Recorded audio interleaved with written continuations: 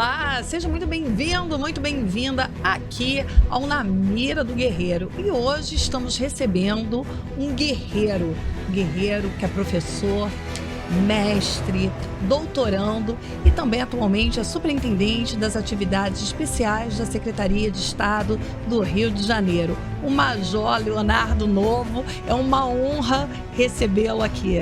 Prazer meu, obrigado Felipe, obrigado Renato, é um prazer muito grande estar aqui com vocês para discutir um tema tão relevante, né, que é a segurança pública, de uma maneira profunda, uma maneira sem ideologia, técnica, porque é disso que a gente precisa, né? É verdade, técnica e sem muitos mimimis, né, Felipe Belo? É verdade. Bom, o senhor é um dos autores, eu quero começar com um tema que está muito falado agora, que é a narcocultura. Sim.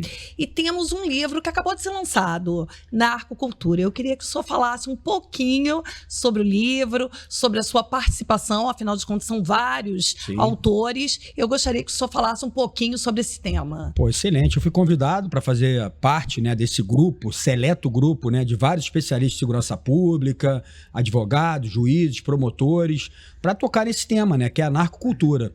E nós desenvolvemos ali um artigo, né, falando muito da questão da absorção, né, do jovem, né, que é muito vulnerável para essas questões da criminalidade, muitas das vezes, né, disfarçada de uma cultura, né? Então isso é muito comum.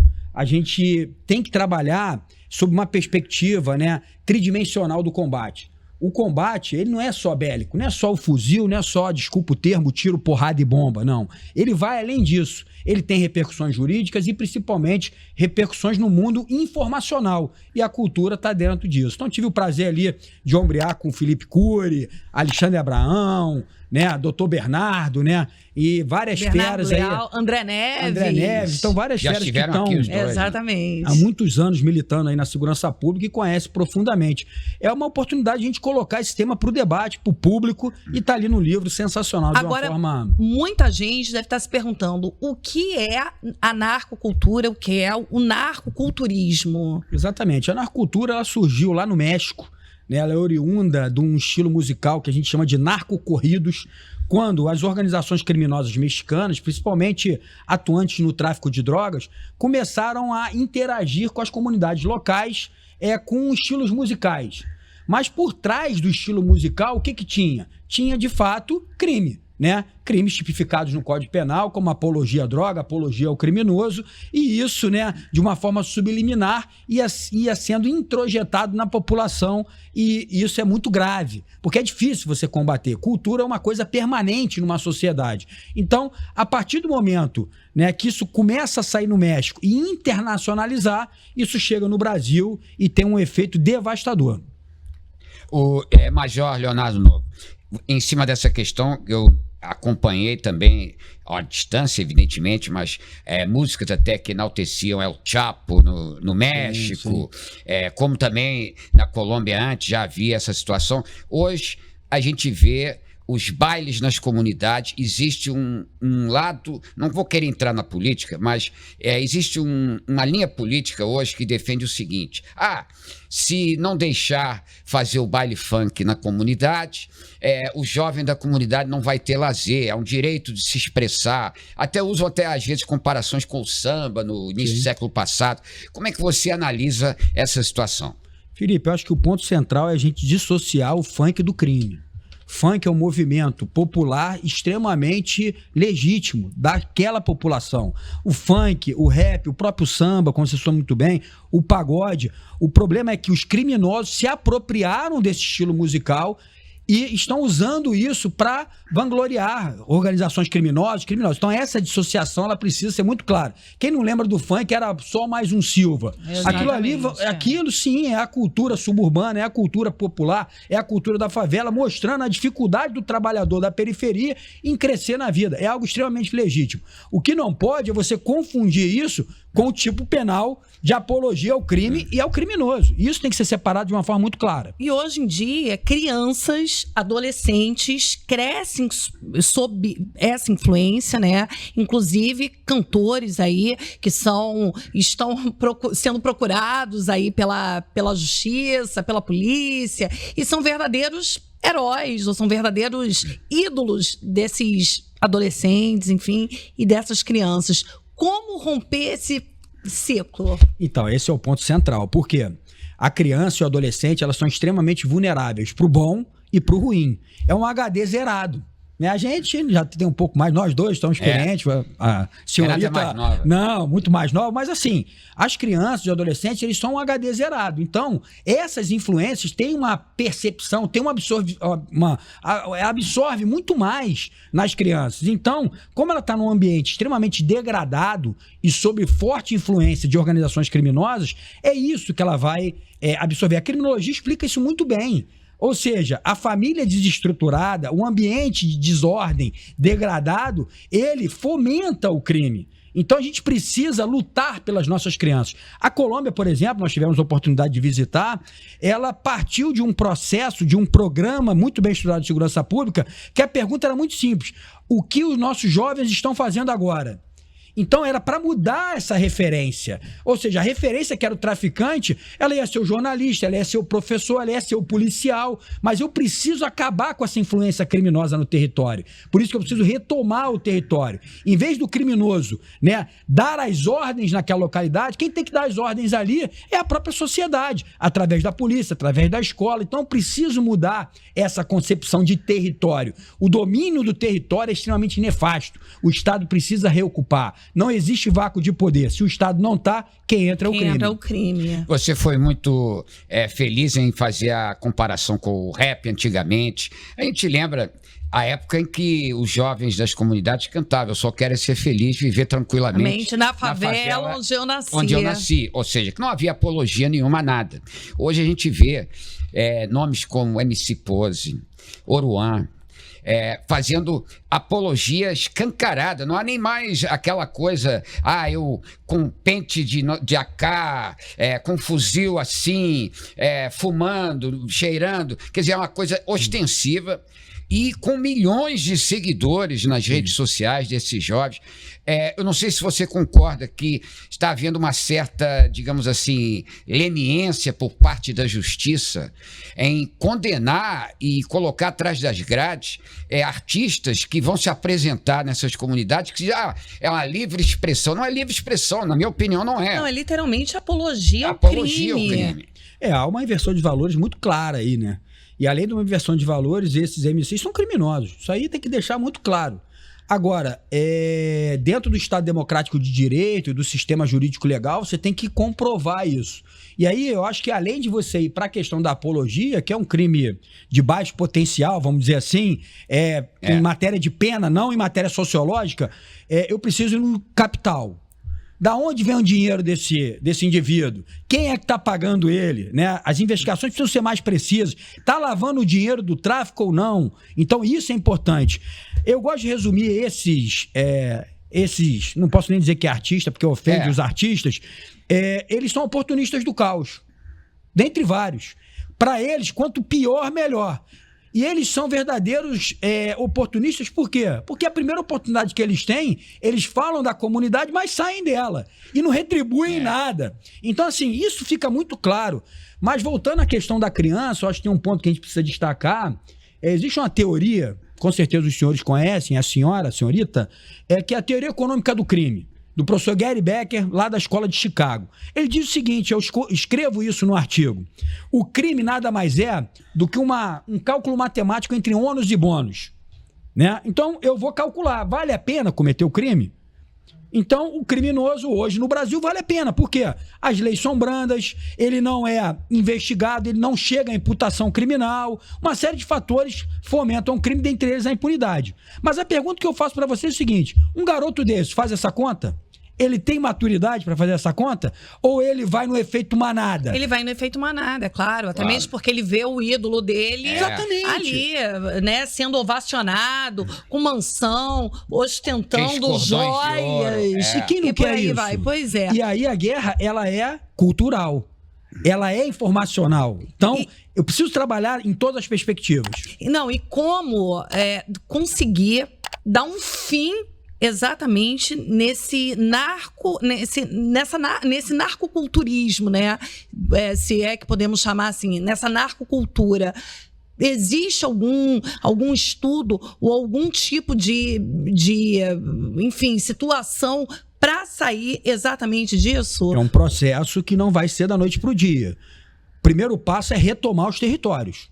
Eu não posso ter um território que a gente chama tecnicamente de microsoberania, ou seja, um estado paralelo dentro do próprio estado, onde não há domínio criminoso, porque a polícia vai em qualquer lugar, e eu fui várias vezes, qualquer lugar, qualquer momento. Não sei com que consequências, mas eu tenho que acabar com essa influência do crime no território. Por exemplo, o baile funk. Eu não posso ter um baile funk onde o criminoso, né, há deliberadamente consumo de drogas, exploração de menores, apologia ao crime, porte ilegal de arma de fogo. Eu não posso ser uma interferência estatal. Isso não pode acontecer. A partir do momento que eu diminuo essa influência, eu começo a mostrar outros valores para a comunidade. E a rede social é um exemplo disso. Isso aqui que a gente está fazendo é um exemplo. Vou dar um exemplo prático para vocês entenderem. A gente estava numa operação no Jacarezinho, e eu percebi que tinha um garoto me observando. E eu falei, pô, esse garoto tá armado? Não é possível. Eu tô com uma operação aqui com o batalhão de choque 250 homens, esse garoto não pode estar armado. Fui lá, vi que ele não estava e o tempo passou. Minutos depois, eu fui abordado por uma menina dizendo que aquele garoto estava querendo conversar comigo porque ele era meu fã. Porque ele tinha me assistido em alguns podcasts. Que bacana. Olha que coisa interessante isso, olha que exemplo. Só que ele não poderia vir falar comigo, porque senão ele ia sofrer uma reprimenda que poderia causar até a morte dele. E que ele tinha decidido fazer prova à polícia militar por minha causa. Olha que honra isso. Que honra. Com certeza. E aí a pergunta que eu digo, eu alcançaria esse garoto com um fuzil, vestido de preto com a caveira na cabeça? Claro que não. Eu alcancei ele como? Através da guerra informacional, participando de um podcast, dando bons exemplos para ele. E meses depois, o garoto me mandou uma mensagem dizendo que entrou pra polícia e mudou a vida dele e da família. O senhor tem uma frase, o criminoso só respeita o que ele teme. E hoje eu pergunto, a criminalidade tem medo da polícia? Não, é duro falar isso. Não tem, mas a gente pode virar esse jogo. E como se vira isso? O criminoso de alta periculosidade, né, ele só respeita o que teme. Porque nós temos criminosos em vários níveis. Sim. Quem estuda criminologia sabe que todos somos criminosos, né? Isso é complicado, de maior ou maior intensidade. Sim. Mas o criminoso de alta periculosidade é aquele que pega um fuzil para desafiar o Estado. A única maneira que eu tenho de dialogar com ele é da mesma forma, é com a força. Com a força dentro da legalidade. A gente não pode abrir mão disso, senão eu me igualo a ele. Esse é um ponto que tem que deixar muito claro aqui. Eu tenho que partir para o enfrentamento. Não tem outra alternativa. Agora, eu preciso entender que esse enfrentamento terá consequências e eu preciso sustentar isso. E eu tenho que, a partir do momento que eu for para o enfrentamento, dar continuidade a essa questão.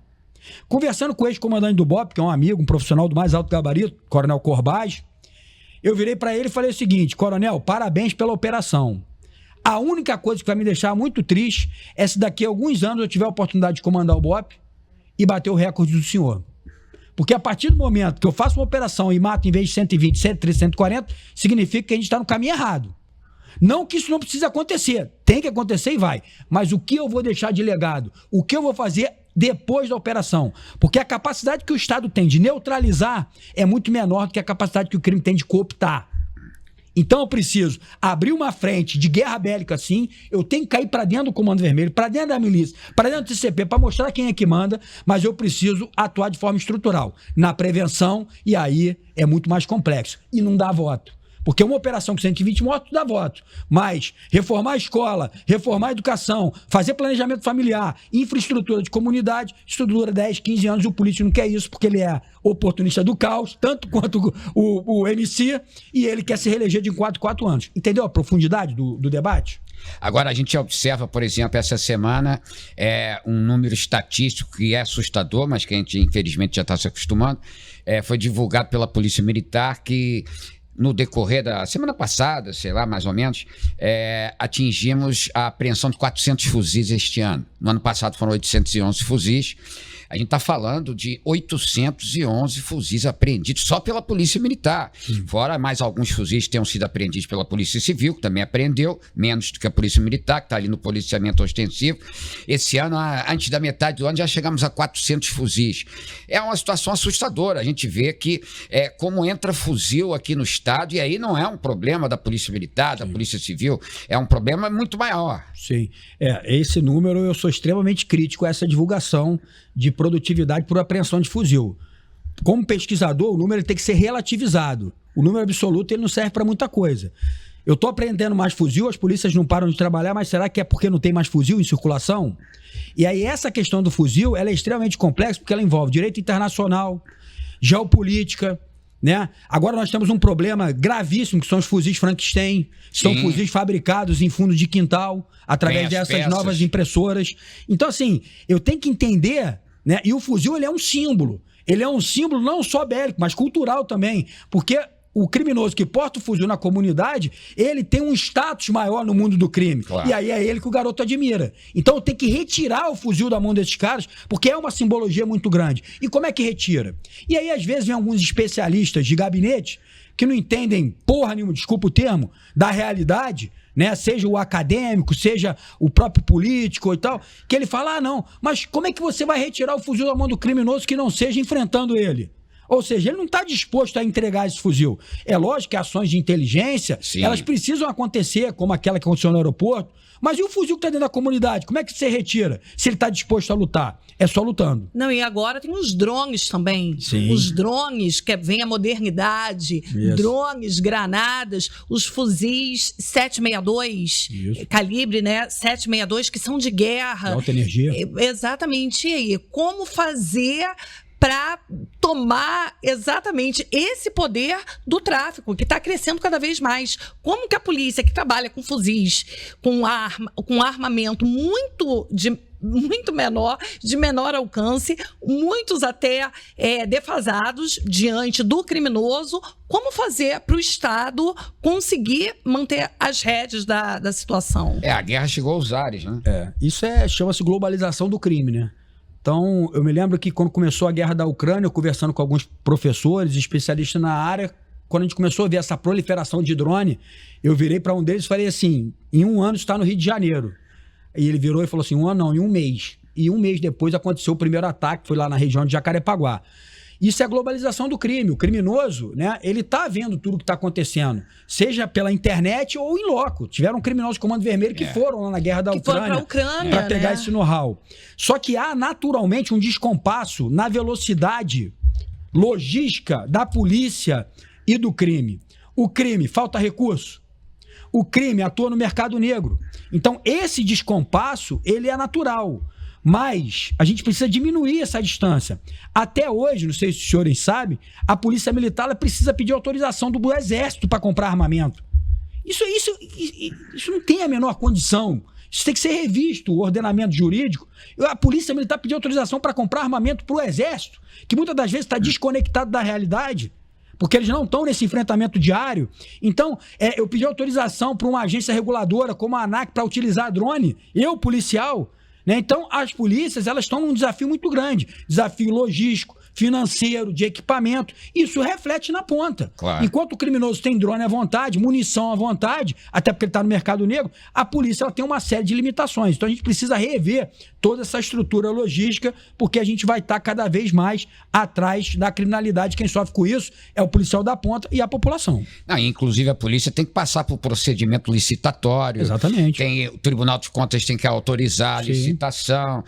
Tem todos esses procedimentos que, como você falou, o bandido chega lá e faz, né? Entendeu? Agora, você vê hoje, depois que a gente viu, a Renata falou aqui da Operação Contenção, infelizmente, acabou que não houve nenhuma outra operação desse porte, né? Como a gente viu, até também o Estado passou por um processo que estamos ainda com o governador interino, aí tudo isso obviamente atrapalhou.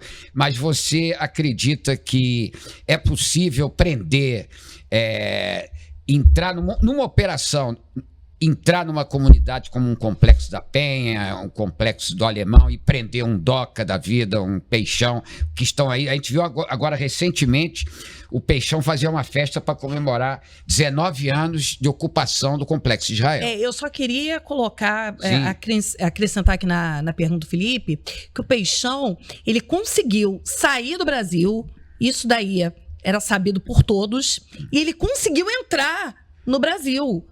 E agora entrou e ainda comemorou. É. E aí? Como isso acontece e como que o Estado vamos prender esses cabeças. Consegue? Exatamente. A pergunta não faz nada. Então, na atividade operacional, né, onde eu me dediquei quase 20 anos da minha carreira, eu aprendi o seguinte: a opção de vir em pé ou deitado é do criminoso. A função do policial é prender. Agora, a lei permite que eu neutralize ele desde que esteja em legítima defesa. Então a opção é dele. E ao contrário do que muitos especialistas falam por aí, nesses 20 anos, né, de atividade operacional, praticamente, eu quase nunca iniciei um confronto. Eu tomei muito mais tiro do que dei. Então essa é a realidade que a gente tem que levar. Então, é possível prender? Eu acho que dentro do quartel-general dele, não. Porque além dele estar extremamente armado e disposto a resistir, ele tem todo um aparato ao redor provendo a segurança. Então isso aí é utópico. O que você pode fazer é, numa investigação, com uma atividade de inteligência bem elaborada, pegar num momento desse deslocamento. Isso é possível. Mas para que isso aconteça, Renata, que fique claro, é fundamental a integração das forças policiais. E não só das forças policiais. Porque o crime, ele teve uma mudança que poucas pessoas perceberam, poucas pessoas de fora.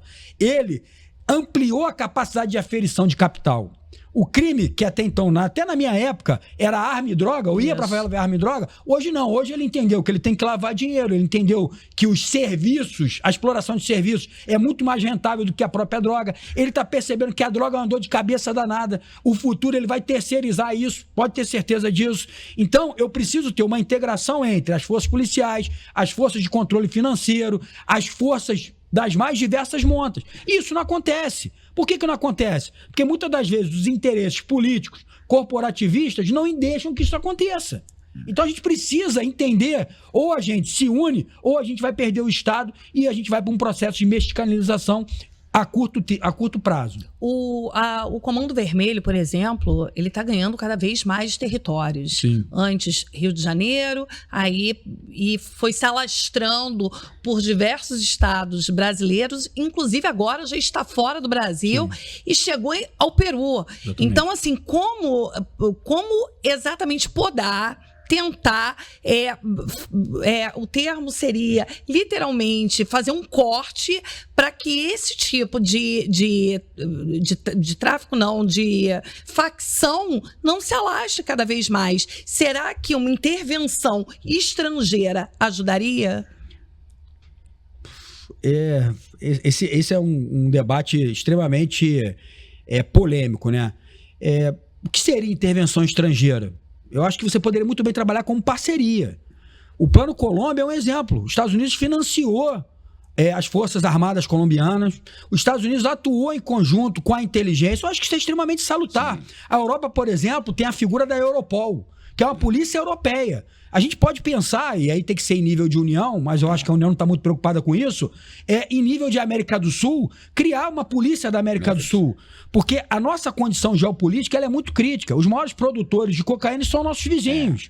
Os nossos países vizinhos são extremamente instáveis. A Venezuela é um exemplo. Então a gente precisa criar de uma forma mais sólida essa integração, essa parceria, porque o problema não é nacional, ele é transnacional. As nossas facções são transnacionais. Então a gente está discutindo aqui o tráfico dentro das comunidades, que precisa ser discutido, mas a gente não refina cocaína. Os fuzis que a gente apreende vêm dos Estados Unidos ou da Europa, passando por países como o Paraguai. Então essa discussão de segurança pública, ela tem que ser mais profunda. Eu tenho que criar algo internacional para trabalhar geopolítica, polícia em nível sul-americano, outros fatores. Mas é aquilo que eu falo, enquanto o criminoso ele é transnacional, as polícias ainda estão discutindo questões estaduais, municipais. A gente está muito atrasado, a gente precisa ter alguém com coragem, e aí deixa claro que não sou candidato a porra nenhuma, nem pretendo, mas alguém com coragem para assumir um comando sério do país e superar todas essas questões que muitas das vezes são corporativistas. Inclusive na questão, por exemplo, que você falou de ter que haver uma cooperação nacional, a gente percebe claramente que o governo federal não tem interesse em intervir aqui na questão. Intervir, que eu digo, não é intervir na segurança pública, como já aconteceu em 2018, estou dizendo, tipo assim, colocar a Polícia Federal, as Forças Armadas aqui dentro. Nem o Ministério de Segurança Pública foi criado, era uma promessa, nunca se fez esse Ministério da Segurança Pública, e a gente vê um exemplo contado aqui pelo delegado André Neves, pelo delegado Bernardo Leal, que já participaram aqui do nosso podcast, que foi pedido o uso de blindados da Marinha para operação contenção, e aí exatamente. Não foi autorizado, porque dependia, aí começa a questão política, como você está colocando, Leonardo, o governador tem que mandar um ofício para o presidente, senão, assumindo que não tem condição, quer dizer, se cria todo tipo de empecilho, quando se poderia ter usado blindados de que a polícia não tem, que a Marinha é preparada para a guerra mesmo. Sim. Então é uma situação realmente inacreditável. Então, nós usamos em 2010 e foi extremamente importante a utilização desses equipamentos. Eu estava lá na Secretaria de Segurança, de fato, nós pedimos, isso aí é verídico, mas um parecer jurídico foi contrário. Né? Aí a gente vê que, tecnicamente... Agora, um ponto que eu faço um alerta, de fato, eu acho que uma intervenção... e aí é o que eu digo, né? Intervenção entre aspas. Eu não tô um apoio da União é fundamental. É fundamental. Mas o questionamento vai ser o seguinte, mas o Exército já apoiou, a Marinha já apoiou e nunca deu certo. Não deu certo porque o Exército e a Marinha eles quiseram apoiar como Força Armada. Eles têm que apoiar como polícia. Então, na Colômbia, né, que o processo começou através da Polícia Nacional, o Exército e a Marinha Aeronáutica foram lá e perguntaram, como é que eu posso ajudar? E aprenderam com a polícia, que é quem está no terreno. Isso dificilmente vai acontecer, porque as nossas Forças Armadas ainda interpretam as polícias como forças auxiliares.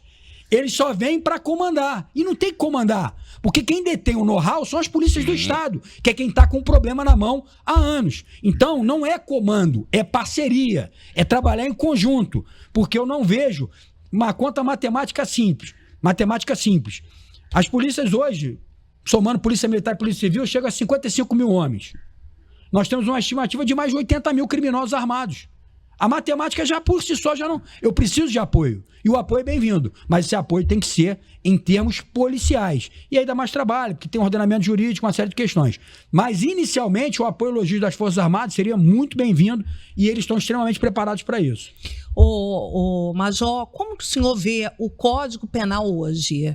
Muito defasado para a nossa realidade? O que precisaria mudar para a nossa realidade, do Rio de Janeiro e do Brasil de modo geral? O Código Penal, sou professor de Direito Penal, o Código Penal é excelente, a parte geral dele.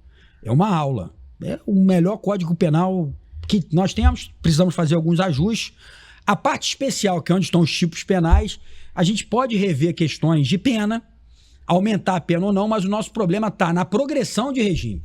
Não está no Código Penal. Não, está na lei de progressão de regime. Né? E não só na lei de progressão de regime, e nós temos um problema mais grave, que é a jurisprudência. É como o juiz interpreta a norma, porque não adianta nada. Eu posso ter uma norma, mas se o juiz, e nesse caso os ministros, que são os últimos tomadores de decisão dentro do sistema jurídico policial ou persecutório criminal, são benevolentes, não adianta, eu posso ter a melhor lei do mundo. Então o problema é sistemático. Às vezes a gente vai numa pauta de endurecimento penal, que é importante, é apenas um dos atos, mas eu preciso rever o sistema como um todo. Porque senão as leis já são benevolentes. E a jurisprudência, ela é permissiva, ela só restringe a atuação policial, né? A gente vira um descompasso muito grande. É um absurdo você ter um criminoso preso com uma arma de guerra, que é um fuzil, e em 4 anos ele está na rua. Isso é uma baixaria. Em qualquer país sério do mundo, ou ele vai pegar de 20 para cima, se ele não vai ser tratado como terrorista e vai ficar preso pelo resto da vida. Então, há um descompasso entre o fato social e a capacidade punitiva do Estado. Isso é claro. Né? Isso é claro. O exemplo que eu acabei de dar, o porte legal de arma de fogo de uso restrito, que o fuzil é um exemplo. Não existe. O cara que pega um fuzil, ele derruba uma aeronave. É uma arma que o potencial energético dela, ela atravessa uma blindagem. É uma arma que inviabiliza a capacidade do policial em se abrigar, que é a proteção dele. Eu preciso dar um tratamento. E a Renata deu um exemplo muito interessante aqui dos drones. Quando eu boto um explosivo num drone e sobrevoo uma comunidade com milhares de pessoas, que tipo penal é esse? Né? Esse tipo penal é gravíssimo, pô, não é tentativa de homicídio, não é? E aí, às vezes, a gente fica em umas discussões inertes. Ah, define como terrorismo, não define. Não, pô, isso aí eu tenho que dar um tipo penal específico, que a gente chama, tecnicamente, de crimes, né? Pluriação, ou seja, é um crime que ele ataca uma multidão de pessoas. Sim. E o tratamento jurídico tem que ser extremamente gravoso para isso. Né? E não ficar só no termo. Se é terrorista ou não, não me interessa. Eu preciso punir com efetividade. E aí, não é só endurecer a pena. Não é só criar lei. O Brasil é o país que tem mais lei no mundo. Eu tenho que melhorar o sistema. Porque esse cara tem que ser identificado, esse cara tem que ter prova contra ele, e o judiciário tem que ser duro. É isso que a gente precisa. E hoje ainda tem os benefícios, né? As saidinhas, aquelas datas, enfim, ainda tem... Que até hoje se discute que quem foi condenado antes da lei tal tem direito à saidinha, quem foi condenado depois não tem. Mas você está falando sobre essa questão da punição. Você conhece o exemplo de El Salvador? Sim. A gente sabe que aqui no Brasil, não é uma questão específica do Rio, os presídios hoje são escritórios do crime. Todo mundo entra com o celular, todo mundo de lá comanda uma quantidade de crimes. Eu queria que você, até para quem está nos assistindo, que não conhece o sistema lá de El Salvador, do presidente Nayib Bukele, que criou uma a maior prisão do mundo, né? E que lá não tem regalia absolutamente nenhuma. Eu queria que você comentasse, até para as pessoas tomarem conhecimento. A gente partiu de uma premissa teórica de que o presídio é para ressocializar. E esses criminosos não são ressocializáveis. Tem que ser muito claro em relação a isso. Há criminosos que a gente pode ressocializar, sim, há criminosos que não. O crime ele tem uma linha muito clara. A partir do momento que o criminoso atravessa essa linha, dificilmente, até por conta da estrutura da organização criminal, não vai permitir que ele volte. É só você ver, historicamente, os líderes fundadores do Comando Vermelho, todos eles foram executados. Né? E alguns até tentaram sair do crime. Então, é muito claro isso. A gente precisa rever todo o nosso sistema prisional. Né? O sistema prisional ele precisa de uma reforma ampla e objetiva, começando pelo aumento do número de vagas. Porque também não adianta o Estado colocar o criminoso naquelas condições. Então, o sistema ele tem que ser duro, o sistema ele tem que ser firme, mas ele não pode ser um depósito de pessoas. Por quê? Porque o nosso sistema legal não existe prisão perpétua nem pena de morte. Uma hora esse cara vai voltar para o convívio social. Então não é um depósito de gente. Ele tem que ser firme, ele tem que ser duro, mas ele tem que ser humano. Porque senão não adianta. Senão não adianta, é muito claro isso. Só que vaga em prisão não dá voto. Né? E às vezes, boa parte dos políticos, eu não vou dizer o espectro A ou B, até porque para mim é tudo a mesma coisa, ele mantém esse caos para dizer que não funciona. Já parou para pensar nisso? Não é isso? Já parou para pensar nisso? É importante que o sistema prisional seja caótico para ele dizer o seguinte, não funciona. Mas ele mesmo que deveria investir, não investe. Então, tem um ponto que a gente precisa, que pouca gente alerta na questão da punibilidade, que é a impunidade. Nós temos taxas de elucidações de crimes ridículas no Brasil. Isso não é culpa da polícia judiciária, não, porque é extremamente demandada. Começa que a gente tem muito crime. Então eu preciso rever o sistema como um todo. Eu preciso identificar o criminoso. Esse é o primeiro passo. E nem isso eu consigo fazer. A taxa de elucidação de crime contra o patrimônio, que é um crime grave, o cara tem violência ou grave ameaça, eu vou ser benevolente. As pesquisas dizem 20%. O que significa isso? 80% dos roubadores, que o cara usa uma pistola para meter na tua cara, ele não é nem identificado. E a gente está querendo resolver o final, que é a prisão. O que a gente tem que resolver é o sistema como um todo. Agora, o CECOT é extremamente duro, mas tem uma condição minimamente, não é preso amontoado um em cima do outro. Eles são duros. Mas não tem direito nem a banho de sol. Exatamente. Aí é uma discussão que a gente tem que ver que criminoso tem que ter esse tipo de tratamento. Que ali são presos que eram todos relacionados a gangues criminosas. Exatamente. Seriam as quadrilhas daqui. E na Colômbia também aconteceu isso, né? Sim. Eles viviam lá quase também uma guerrilha e foi mudado. Hoje você vai para Bogotá, você tem uma cidade segura, policiamento em cada esquina e entre outras cidades, né, lá da Colômbia também. Então houve essa mudança, eles conseguiram fazer essa mudança. Então aí que eu acho que é aquilo que o senhor fala, que precisa entrar o governo federal para poder fazer esse ajuste. A reforma tem que ser estrutural. Eu não posso depositar todas as minhas fichas na força policial. A força policial é importante, é um ator central, principalmente no grau de criticidade que a gente tem hoje. Sim. A gente não consegue fazer nada sem a polícia. Mas a polícia, eu uso uma frase nas minhas aulas que é: o fuzil não é um fim em si mesmo. O fuzil, ele é a entrada, mas não é ele que vai resolver o problema. Não é ele que vai convencer o garoto, não é ele que vai reestruturar a família, não é ele que vai fazer as obras de infraestrutura fundamentais até para que você leve os serviços para a comunidade. Não é o fuzil que vai fazer isso. Então tem que entrar todo mundo tem que entender que faz parte do problema. E não só deixar o policial sozinho lá. A Colômbia, acho que é um exemplo disso, os números foram excelentes. Medellín, por exemplo, reduziu de 122 por 100 mil, né, a taxa de homicídio, para 16, 17, menor do que a gente. É lógico que isso é um processo que, se você é contínuo, eles estão piorando de novo. Por quê? Tiveram oscilações, que é natural, mas eu preciso estar muito atento, porque a criminalidade é uma tiririca, vamos dizer assim, um exemplo bem... Se você não ficar tirando todo momento, ela vai voltar, porque é natural do ser humano cometer crime.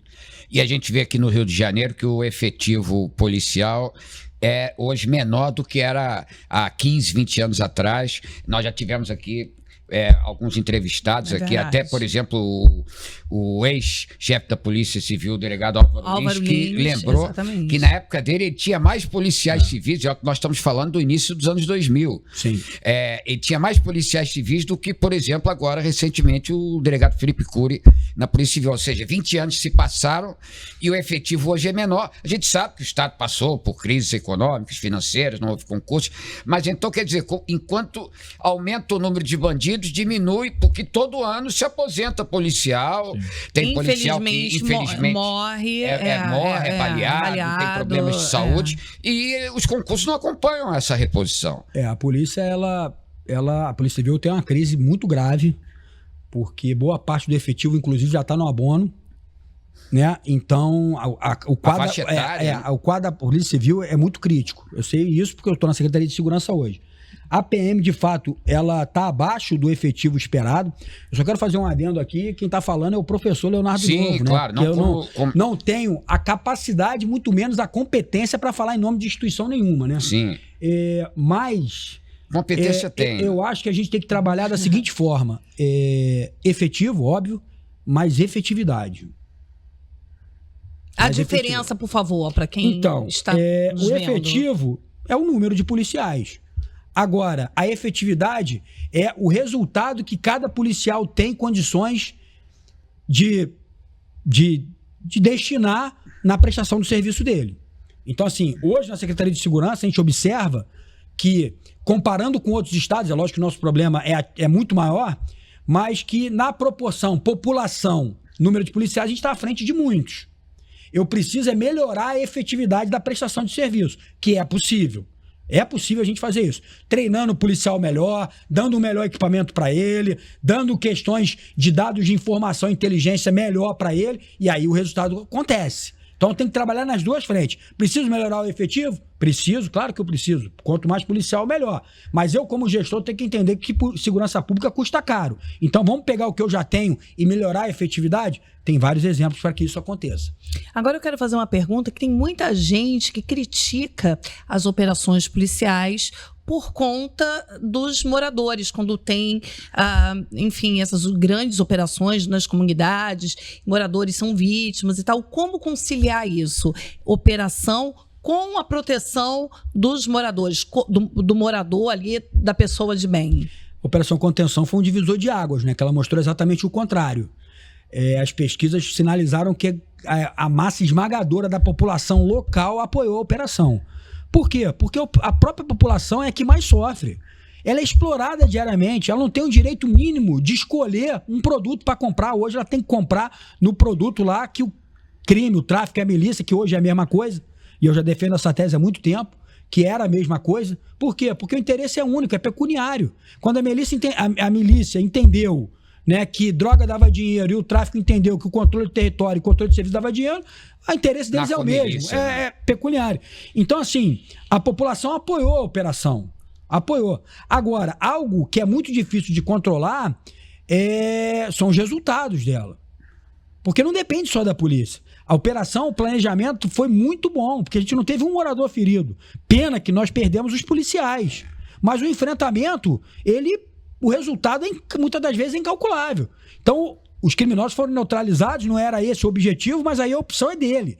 Agora, de fato, é algo que sai muitas das vezes do controle. Porque você controla o seu gatilho, mas você não controla o gatilho do traficante que está abrindo fogo deliberadamente contra as forças policiais. E a operação precisa acontecer.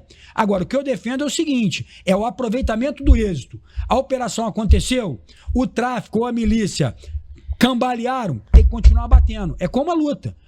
O teu oponente, ele foi pro corner, ele foi pras cordas, continua batendo até acabar, até nocautear.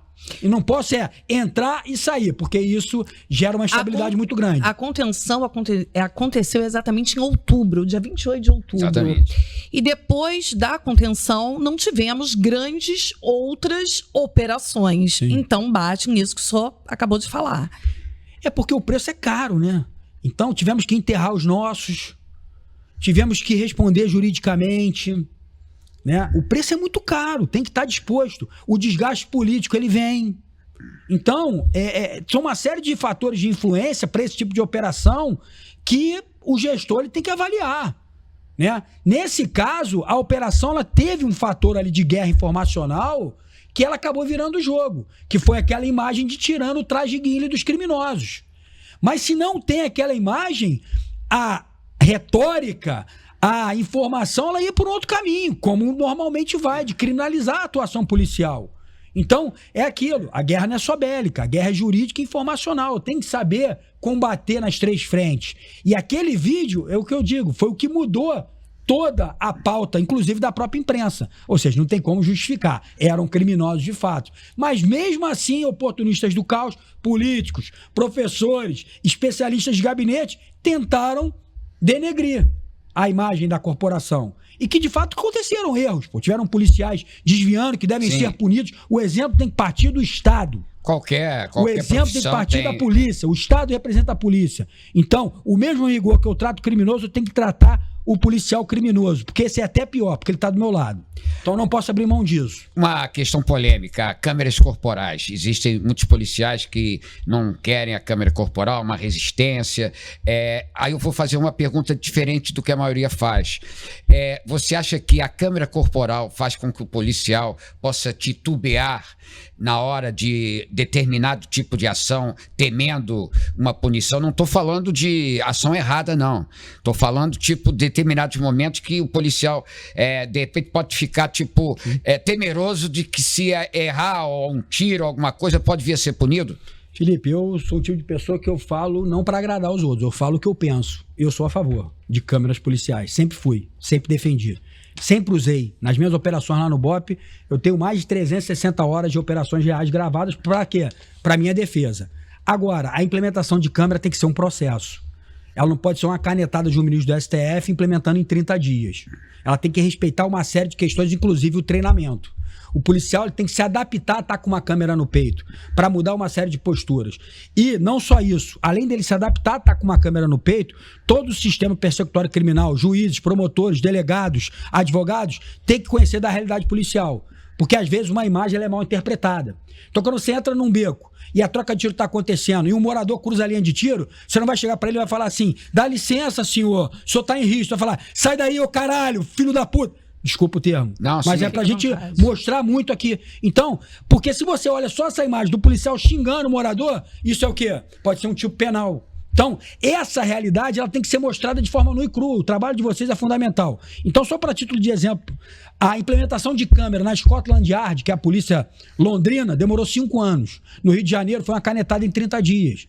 E aí, eu boto uma câmera no peito do policial que custa milhões e o policial, por exemplo, não tem uma arma eletroincapacitante. Ou seja, tem que ter uma ordem de prioridade, pô. A câmera é importante, sim, mas para isso eu tenho que ter um alojamento decente, eu tenho que ter um salário decente, eu tenho que ter um treinamento decente, eu tenho que ter um batalhão decente, eu tenho que ter tudo decente. Uma arma eletrocapacitante, que é para ele, em vez de dar um tiro, ele usar uma arma eletrocapacitante antes no uso progressivo da força. Entendeu? Sim. Eu sou a favor, mas isso é um processo que não é como foi feito. O que falta hoje na polícia disso tudo aí que o senhor falou? Falta muita coisa. Falta muita coisa, começando pelo treinamento. Treinamento é o que salva a vida. Se o BOP é o que é hoje, é porque treina diariamente. A nossa atividade é extremamente complexa, extremamente difícil. Se o policial não treina, ele é um alvo fácil.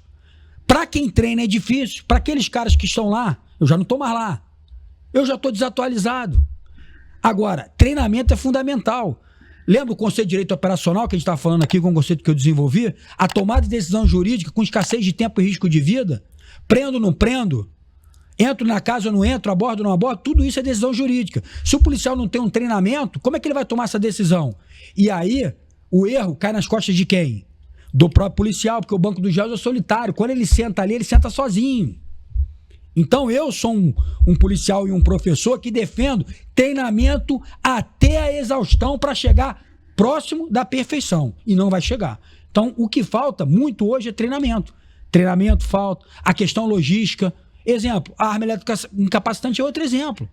Eu invisto milhões, e aí o investimento foi por conta de ordem judicial, então os gestores da corporação não têm nem culpa, tem que cumprir a ordem judicial, mas eu não tenho orçamento para botar uma arma elétrica capacitante em cada policial. E aí, no uso da força, o policial tem 2 níveis. A verbalização e o disparo, pô. Não tem outro, pô. É lógico. Ele não vai... ninguém entra pra polícia pra morrer. Ninguém entra na polícia pra isso. Então, é uma série de questões que precisam ser revistas. Major Leonardo Novo, eu vou ser direto, vou tocar numa ferida aberta que normalmente a polícia não gosta que se fale. Existe um discurso que é correto, assina embaixo, por parte de, sejam delegados, oficiais da Polícia Militar, sejam especialistas, que existe essa questão de que a polícia prende, a justiça solta, a questão das leis, da punição, tudo isso é normal. A outra questão que também sempre é falada, que também é correta, não é aqui no estado do Rio de Janeiro que se produz cocaína, que se produzem os fuzis, vem tudo de fora. E a corrupção policial? Isso aí também não é um fator que fez com que a gente chegasse a essa situação hoje, das facções? Sem dúvida. É o maior mal que a polícia tem. Porque a gente trata ainda a área correcional como algo negativo. E a minha perspectiva é diferente. A área correcional é a maior proteção institucional. É ela que separa o joio do trigo. É ela que tira o policial criminoso do meio da grande maioria, que são os policiais bons.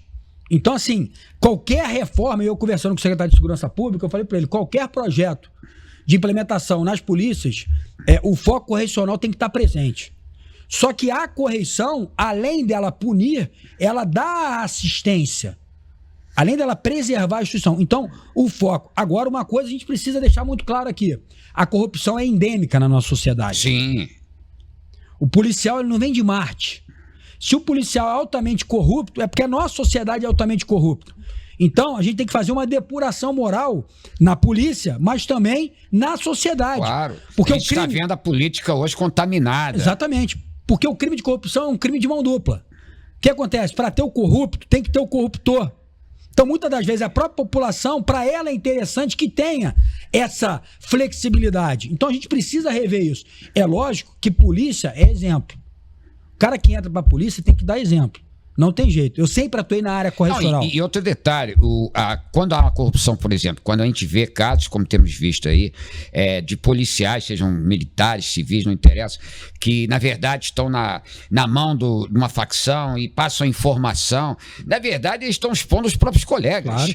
E fora o prejuízo financeiro, porque você organiza uma estrutura logística de uma grande operação, que no final das contas, como a gente tem visto acontecer muitas vezes... Muitas vezes, né, Renato? Eles se deslocam não sei quantas viaturas policiais, todo o processo, helicóptero, tudo, para chegar lá e não fazer nada, porque chegar lá, já, às vezes, na noite anterior, a gente lá na Rádio Tupi... Nós já tomamos conhecimento que vai ter operação. Exatamente. Às vezes a gente na Rádio Tupi, de madrugada, isso aí a gente recebe já mensagem no WhatsApp de ouvintes dizendo, ó, no grupo aqui, daqui da Penha, está dizendo que vai ter operação. E de repente, e tem mesmo a operação. Então, a grande maioria das vezes. Esse outro lado da corrupção policial que expõe até a vida dos próprios colegas. Claro. E nós já atuamos muito nisso, em investigações de vazamento de operações. Tivemos policiais condenados em relação a isso.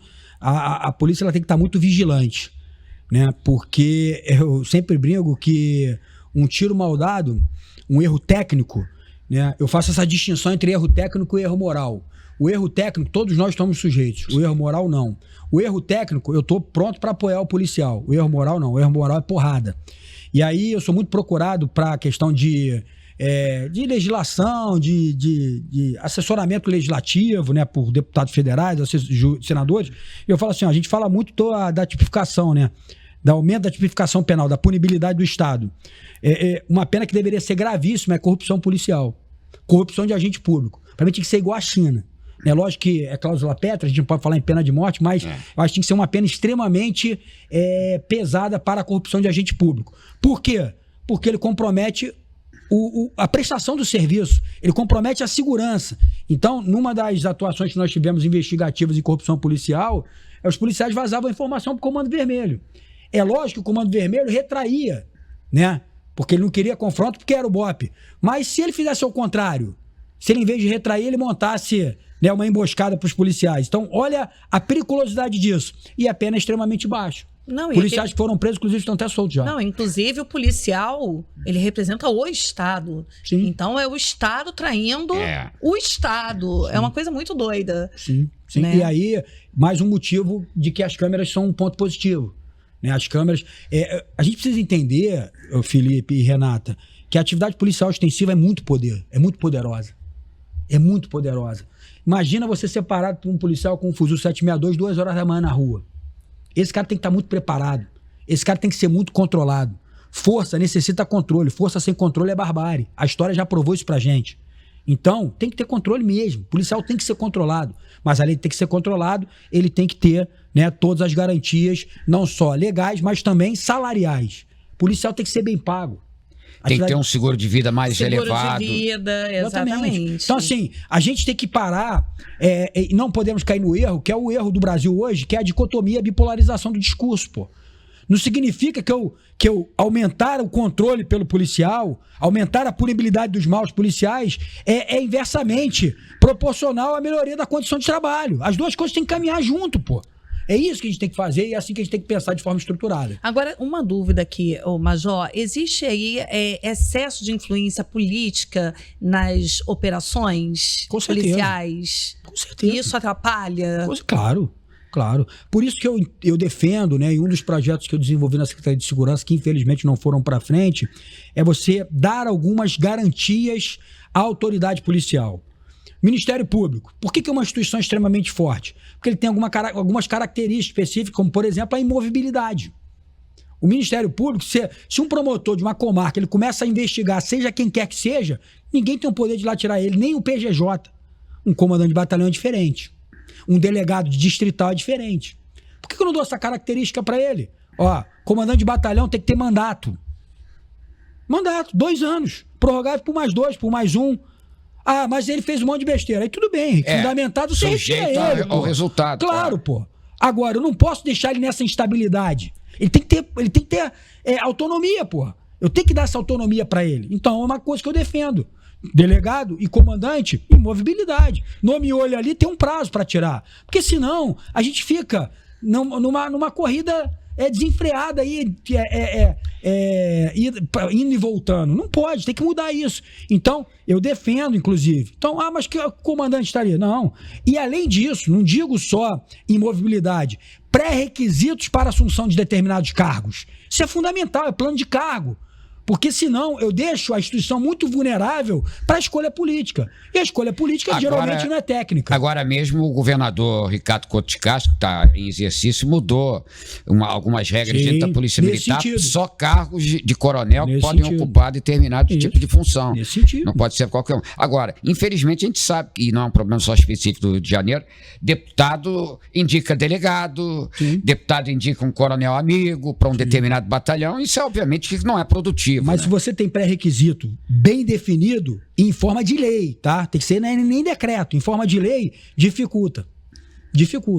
Né? É lógico, né? A gente teve um exemplo recente na própria Polícia Civil, onde mudaram uma lei para botar um determinado delegado Marcos Amin e tal. Não tinha o tempo mínimo exigido e mudaram a lei orgânica lá. Isso aí vulnerabiliza Isso a instituição. Política, exatamente. A instituição está à frente das pessoas. Esse tratamento básico que a gente tem que dar. Eu tô de passagem, daqui a pouco eu tô indo embora, já tô completando meu tempo e vou sair, né, com sensação de dever cumprido. A instituição permanece, está aí há mais de 200 anos. Agora, o que precisa mudar aí na gestão da segurança pública para que os resultados sejam mais consistentes? Eu preciso entender que a segurança pública ela é interdisciplinar. Eu não posso ver a segurança pública só como polícia. Eu preciso melhorar a questão da infraestrutura das comunidades, eu preciso ter uma interlocução com a União, que hoje em dia é muito difícil, eu preciso ter uma interlocução com os municípios. Por quê? O futuro hoje é a municipalização da segurança pública. Os municípios estão criando as guardas municipais, por exemplo, que eu sou extremamente favorável. Agora, eu preciso que isso funcione de forma sistêmica. Porque se eu não fizer isso, guardas municipais vão virar milícias de prefeitos, pô. Então eu preciso tratar o Tudo sistema. integrado. Exatamente, Integrado. o sistema de forma macro. Senão eu vou ter sobreposição de policiamento, sobreposição de função. Porque senão vai fazer o que é mais gostosinho, não o que a população precisa, pô. É muito simples. Agora, precisa ter comando, precisa ter controle, precisa ter gestão, né? Gestão baseada em evidência. Eu preciso trocar informação com a iniciativa privada, com a imprensa, com as academias, com as faculdades. Segurança pública é responsabilidade, é dever do Estado, mas é responsabilidade de todos. O preceito constitucional é extremamente sábio. Então a gente tem que mudar a nossa visão, né? Eu tenho que implementar políticas de Estado permanentes e não de governo, né? E o mais importante, tem que ter coragem, competência e, principal, honestidade. Honestidade. Honestidade, principalmente. Segurança pública virou aqui no Rio de Janeiro, pela nossa realidade de tantos e tantos anos, décadas, né? Na verdade, em que todo cidadão praticamente se acha um especialista em segurança pública.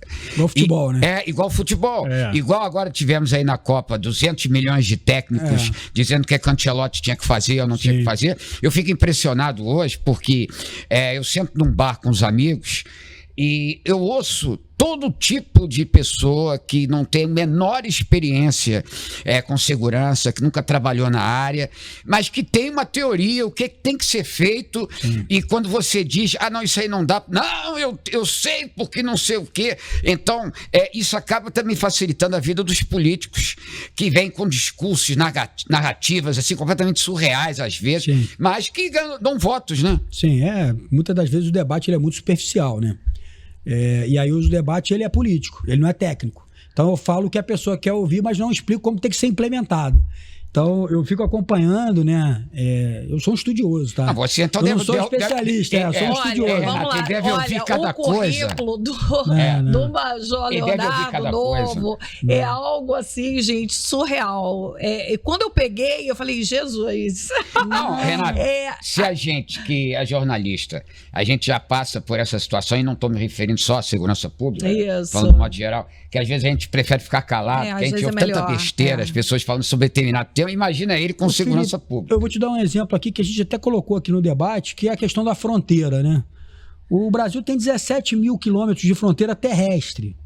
Estados Unidos com o México, que é só um país, tem 4 mil e pouco e não consegue fechar a fronteira. Então, assim, e aí você vê alguns políticos dizendo, não, vamos fazer uma polícia de fronteira. 6 mil e poucos quilômetros de fronteira do Brasil são praticamente impatrulháveis. É selva. Então, assim, eu tenho que criar outras alternativas. E tem alternativas boas. Por exemplo, Goiás, por exemplo, criou um batalhão de fronteira para proteger as fronteiras estaduais. Os resultados estão sendo excelentes. Muitas das vezes é só a gente pegar uma boa ideia que está acontecendo em outro estado e adaptar para a nossa realidade. Uma outra questão que a gente precisa entender, que vai de encontro com essa questão da investigação, da imputação penal, da impunidade, nós trabalhamos ainda no ciclo incompleto de polícia, que são 2 meias polícias, ou seja, uma polícia passa o serviço para outra. Só existe isso no Brasil e Guiné-Bissau. O mundo inteiro trabalha com ciclo completo de polícia. Todas as polícias têm capacidade investigativa, né? Aqui eu ainda não, eu concentro numa única polícia, né? Todo mundo sabe que é errado, mas você não consegue avançar nesse debate por interesses corporativistas. E aí, para não falar que você está falando isso, você é policial militar, não. A mesma coisa acontece com as guardas municipais. O mundo inteiro está criando polícia municipal. Aí a polícia militar, em vez de adotar as polícias municipais como irmão caçula e trabalhar em conjunto, não, está refutando. Não, vocês não podem, vocês estão competindo comigo. Meu amigo, para mim pouco interessa quem está do meu lado. Eu quero um policial do meu lado, pô. O meu inimigo é outro, é o criminoso, pô. Então, às vezes, a gente fica disputando espaço com um barco afundando, pô. Parece que é o Titanic, o barco tá afundando e a gente tá tocando música, pô. Exatamente. Então, assim, a gente tem que se despir de vaidade, de interesse pessoal, de interesse corporativo e ver, meu amigo, que a guerra tá acontecendo e eu posso ser a próxima vítima. A guerra está acontecendo e quando se faz uma pesquisa com relação, principalmente aqui a cidade, estado do Rio de Janeiro, a qual o ponto que você destaca, o ponto negativo, a grande maioria, a segurança pública. E aí, é o povo refém exatamente da marginalidade, da criminalidade e o que o senhor, como um policial, professor, mestre, pode dizer para a população hoje? Calma, tem jeito, ou o momento ainda não é esse, não dá para dizer isso. E quando poderemos um dia dizer isso? Olha, o Rio de Janeiro vai ter solução, está tendo solução, tentando dizer, a criminalidade diminuindo. Tem jeito, Renata. E o primeiro passo é outubro. Eleição. O primeiro passo é outubro. Não sou candidato a nada, tá? Sim. Nem pretendo ser. Outubro, é votar melhor. Esse é o primeiro passo, porque o problema é político, o problema não é policial. O BOP, o CORE, o Choque, os batalhões de área entram em qualquer lugar, os caras são guerreiros, os caras caem pra dentro. É verdade. Né? E esse fato de ser guerreiro apresenta a face mais dura dessa guerra que a gente está comentando, que é a vitimização policial. Um dado que pouca gente explora é o percentual de baixa da Polícia Militar do Estado do Rio de Janeiro, isso é comprovado em número, em pesquisa, é maior do que o Exército Americano nas guerras regulares do século passado. Proporcionalmente, se morre mais na Polícia Militar do Rio de Janeiro do que o Exército Americano na Primeira e na Segunda Guerra Mundial. Então nós temos heróis aqui, que fique muito claro isso. Quem bota uma farda, quem bota um distintivo no Rio de Janeiro e vai para combater a criminalidade, ele é muito mais herói do que o soldado do Exército Americano. Isso não sou eu que estou dizendo, são os números. Agora, o processo vai começar a mudar a partir do momento que a população for instruída. E aí a gente entra nesse ciclo vicioso. População pouco instruída, criminosos no governo.